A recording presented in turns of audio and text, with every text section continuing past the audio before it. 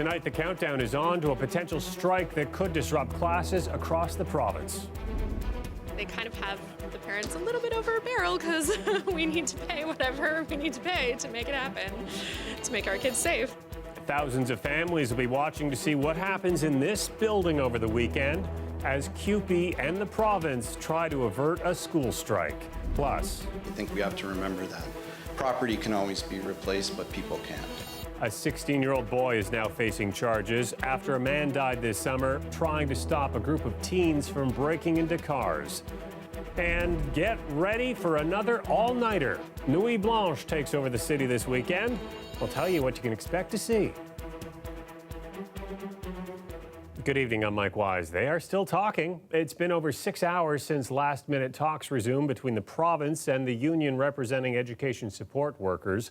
A strike would see more than 50,000 employees walk off the job and shut down schools across the GTA on Monday. This is a look at the Sheraton Hotel on Queen Street tonight, where negotiations are underway. There's been no word if any progress is being made. If talks fail, the impact will be felt right across the province. More than a dozen Ontario school boards already confirming they will have to close schools if the labor disruption goes ahead. Now, that includes most public and Catholic school boards in the Greater Toronto and Hamilton area, and the three largest in the province. That would be the Toronto District School Board, the Peel District School Board, and the York Region District School Board. But right now, the Halton District School Board and Hamilton District School Board say their schools will remain open at this point, though their Catholic counterparts in those cities say their schools will be closed. So, a lot of uncertainty and lots of parents scrambling to find alternate arrangements for their kids. Farah Morali looks at that.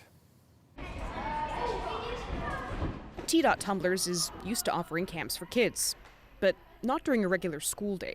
That'll change next week. I think it's important for kids to have a place to go. I think a lot of our clientele, parents will be working and kids will either have to stay home all day or be babysat, or it'll just be a hassle for parents. So this is a place they can come to. It's one of the private facilities in the city that's now stepping up to offer childcare, with the threat of school closures looming, a threat that's left parents across the city anxious. I know a couple of the programs that we normally deal with are struggling to suddenly put together strike day camps.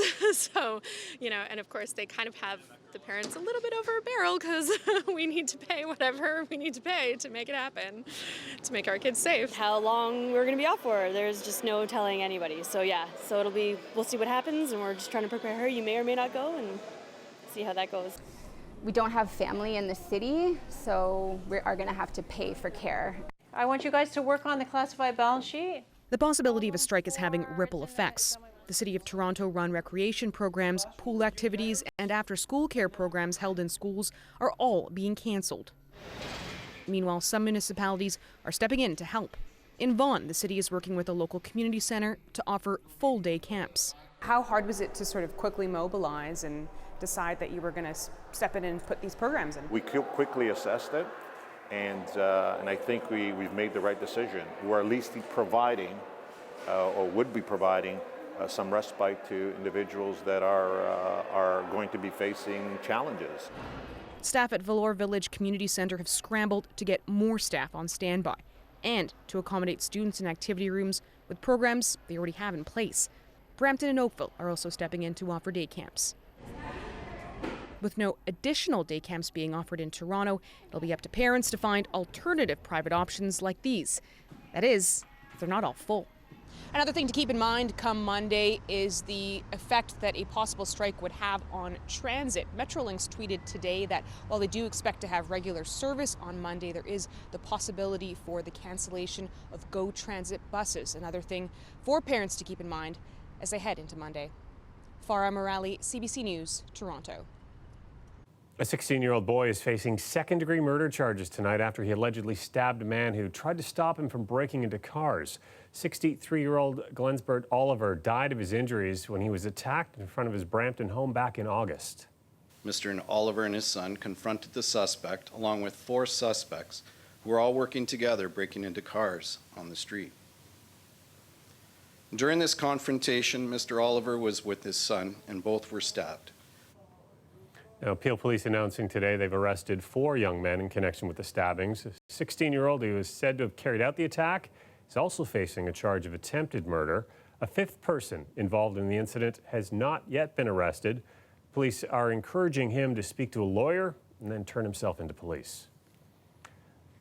Well, starting Monday, the City of Toronto hopes a new parking enforcement plan will help traffic on Queen Street move a lot more smoothly.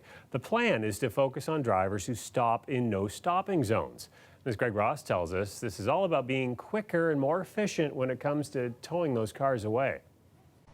You have bikes, cars, and the streetcar all fighting for space. Natalie Romano knows all too well how congested Queen Street can be during rush hour. She regularly takes the streetcar and has learned to always leave some extra time. It can take twice as long sometimes during rush hour.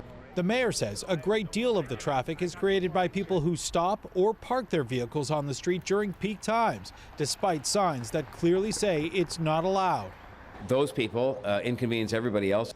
Starting Monday, if you stop on Queen Street during rush hour, the mayor says you'll be moved. Illegally parked vehicles along Queen Street from Fallingbrook Road in the east all the way to Roncesvalles in the west will be relocated to a nearby designated side street or to another no parking area. Instead of taking vehicles to impound lots, which are located outside of the downtown core, they'll simply be moved to side streets.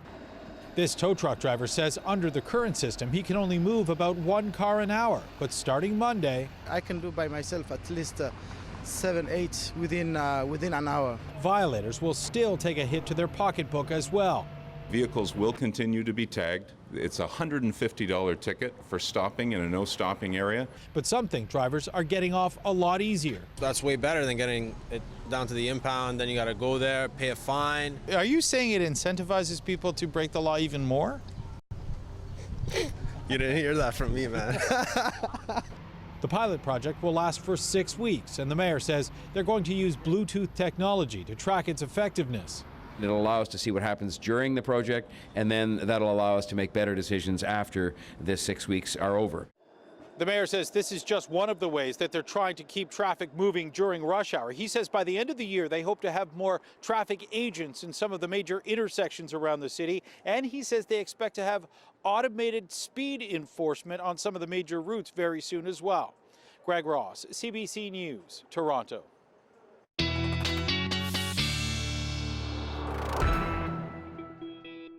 Colette Kennedy's here with the first look at the forecast. Weren't we talking about how hot it felt on Tuesday?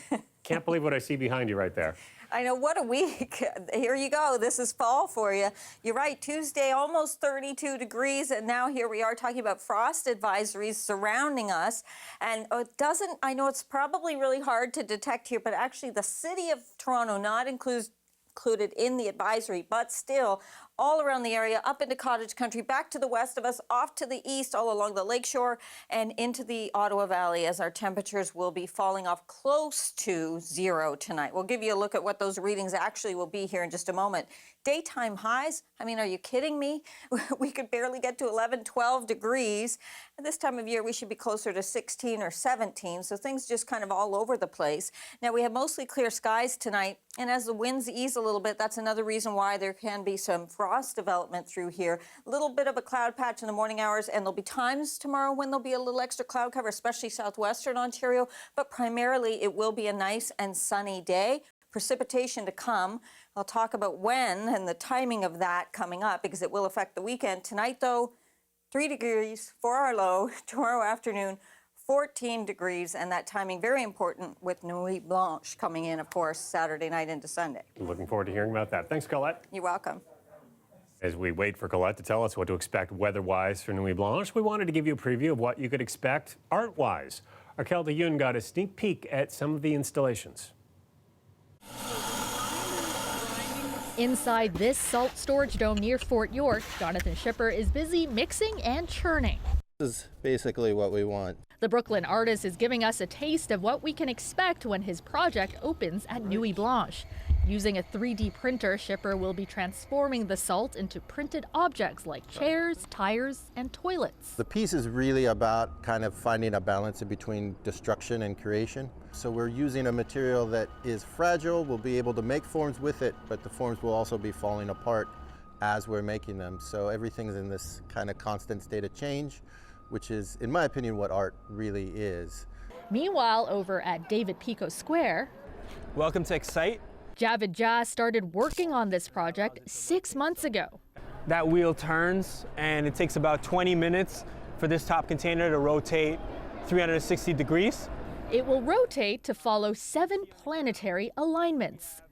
And when a planet is aligned, its geometry is projected, which we will be able to see. The key moment is coming up through the top here. As you can kind of see, there's a projection in the sky.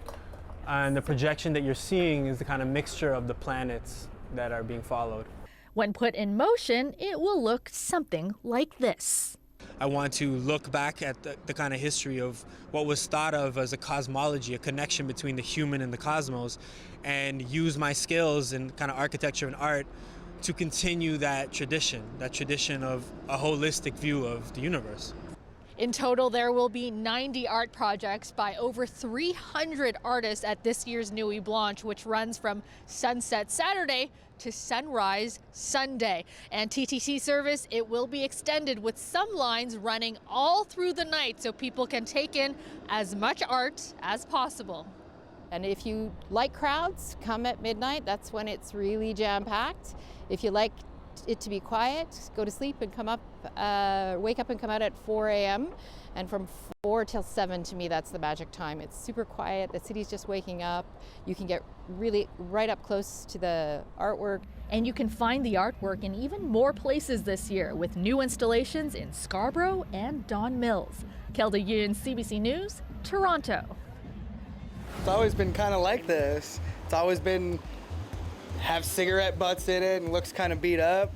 This public art in Parkdale has been abandoned for years. Even the artist behind the piece wants nothing to do with it, but plans are in the works that could bring it back to life. That story after the break.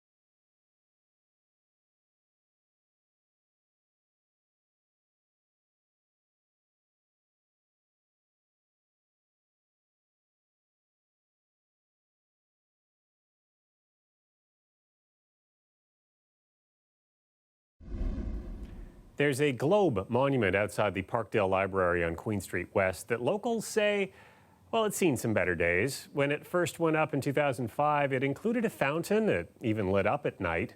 But now residents think it kind of looks abandoned. And as Talia Ricci tells us, there's now new hope the piece will be returned to its past glory. It's been a recognized landmark, a meeting spot, and a part of the scenery in Parkdale for over a decade. Once an illuminated fountain, the World Peace Monument now runs dry. Every time I walk by, it just looks like it's abandoned, and that makes me sad. I really didn't even want to claim it as mine, and when I finally saw it, it was not made anywhere close to what I was expecting. The artist behind it says he wasn't consulted while it was being built. He sent us these drawings of what he hoped it would look like. But he says when it didn't match his vision, he took his name off of it. The same artists that created that monument also made these 4 copper trees that are on the wall of a recreation center across the street. And he says this piece is one that he's proud of. Because I made the trees and I finished them off to exactly the way I would a work of art. Like the last person touching it to make it finished was me. Residents tell tales of the trash they've spotted inside the structure. My daughters were 4 and 7, they love it, and they've tried to climb inside and everything. But when we were here in June, they got a real kick out of the fact that there was a pair of dentures inside of the globe. You've lived here for 7.5 years, so you don't actually remember when this was a fountain? No, it's always been kind of like this. It's always been have cigarette butts in it and looks kind of beat up, but if it was a fountain, I think that would be sick. The Parkdale BIA says revamping the piece would be an expensive undertaking, but it's on their minds. We do have structural damage. Our fountain is actually sinking, and so with that comes water damage. The plan is to fix it when they build the Parkdale Community Hub a few years down the road. If that's the case, the artist says he'd even consider putting his signature on it again. They could rework it to make it look closer to the original intent. I'd be very happy with that. It is, after all, a monument about peace. Talia Ricci, CBC News, Toronto. My mother always tells me to smile and put on a happy face.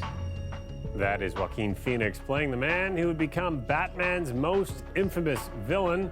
Joker hits theaters across Canada today. Eli Glasner will share his review a little later in our newscast.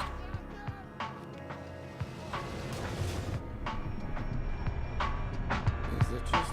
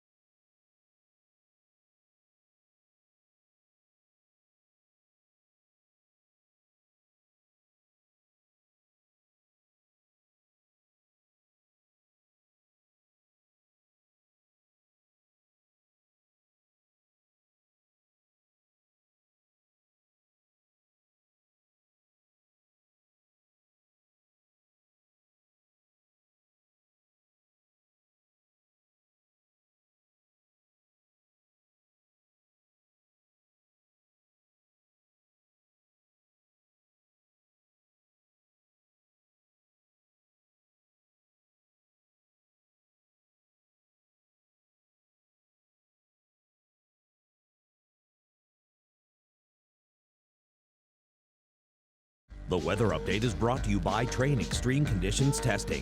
It's hard to stop a train, really hard. Train, the most reliable heating and cooling brand.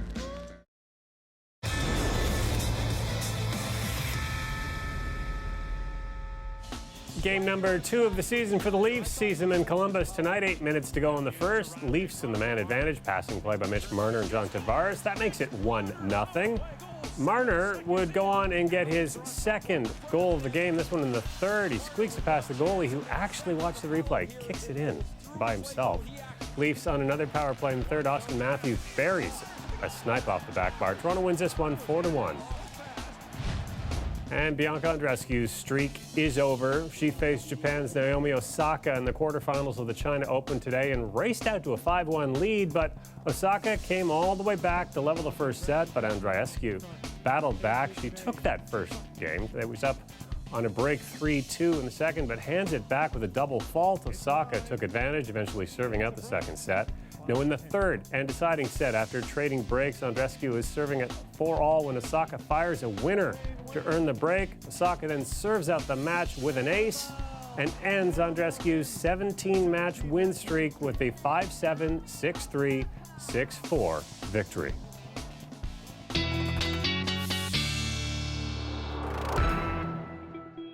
Kamala Kennedy's back with their extended forecast. Frost advisories overnight. I can't believe it. I know. We've had a few earlier kind of in the season, not that long ago, but they weren't quite as close to the city as they're getting. So they're creeping closer and closer into town, and much of the GTA, for those of you watching from any regions around here, included in this frost advisory, as I was showing earlier in the show. We'll mostly have sunny skies on Saturday. I say mostly because there'll be times when there'll be a little extra cloud cover, more so into southwestern Ontario, but we're going to see that in the GTA as well. And then into Sunday, we get the showers coming back into the forecast. So wet conditions, but the temperature actually going up and becoming more mild as the winds will turn around towards the south. So a reminder again, average high between 16 and 17 degrees this time of year. And I'm going to point this out again, 1974. This is the third day in a row where the record low came from that year. So this time in October in 1974 was not very nice. Very, very cold temperatures. One of them from a couple days ago was -5 from yesterday, in fact. There's a look at what's going on, though, in terms of overnight tonight. When we have the clearer skies and the lighter winds without any mixing, more of a chance of seeing some of that frost developing. As we go into Saturday morning, a few puffs of clouds, certainly at times, and otherwise we'll see high pressure still hanging in there and giving us the sunshine. But here's the timing. So 6 p.m., still looking good for the GTA. Southwestern Ontario, though, through the overnight hours, spotty showers begin to develop.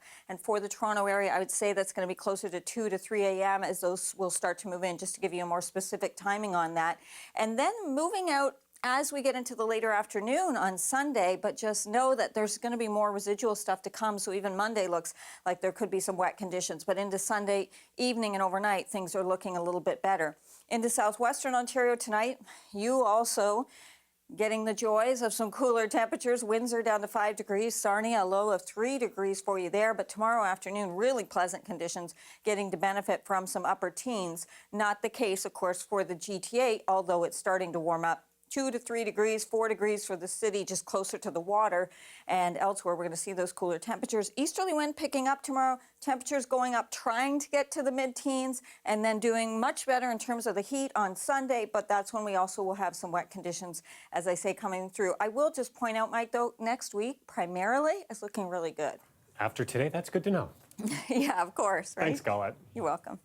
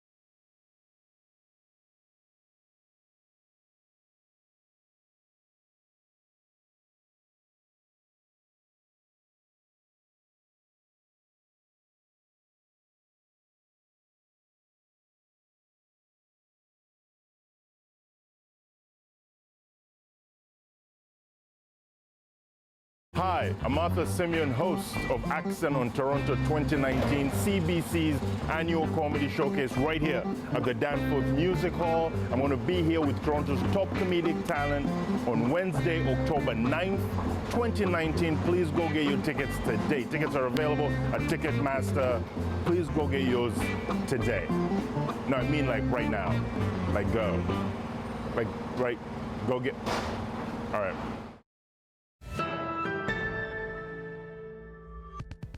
The new comic book thriller Joker opens in theaters this weekend, and while many superheroes, well, they trade their jokes and punches, Joker is a little different. Our entertainment critic Eli Glasner has more. You can call me Joker. I don't want to kill you. What would I do without you? Blah, blah, blah. All of that chit-chat's gonna get you hurt. There have been many Jokers, but never one like this. Joaquin Phoenix stars as Arthur Fleck, a sad, lonely man with his share of struggles. He lives with his mother in a rundown apartment, works as a clown, and has a condition that forces him to laugh uncontrollably. No joy in that sound. Arthur struggles with that and with mental illness, while his mother tries to keep him positive. My mother always tells me to smile and put on a happy face. But it's hard to smile when you can't even get laughs as a clown. The one escape Arthur enjoys is the nightly Murray Franklin show. Robert De Niro stars as something like the Johnny Carson of Gotham City. One night, Arthur, who's an aspiring comedian, gets featured, but not the way he intended. Well, no one's laughing now. You can say that again, pal. After that, Arthur snaps, and what begins as an act of self-defense gives the city a deranged new champion. For my whole life, I didn't know if I even really existed. But I do. And people are starting to notice. Now, go back to the comic books or Tim Burton's Batman, and it was a vat of acid that made the comedian become the Joker. In this film, the toxic brew Arthur falls into is a cold, uncaring society that only looks up when he raises a gun. That's how monsters are born. Now, to be clear, this is not a good film. It's somewhat superficial, it's heavy-handed, it hammers the same tragic point again and again. But in the middle of this muddle is a remarkable performance by Joaquin Phoenix. There's a moment when he crystallizes into the character.